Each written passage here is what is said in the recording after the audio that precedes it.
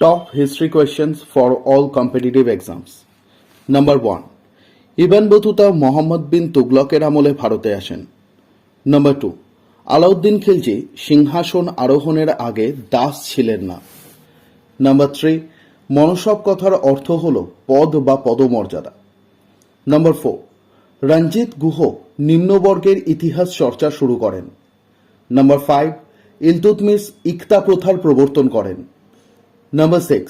13th সেঞ্চুরিতে Ikhtiyaruddin বিন বখতিয়ার খিলজি বাংলা জয় করেন। Number 7. রামচরিত মানসের রচয়িতা হলেন তুলসীদাস। নাম্বার 8. কুষাণ সম্রাট কনিষ্ক 78 খ্রিস্টাব্দে শকাব্দের সূচনা করেন। নাম্বার 9.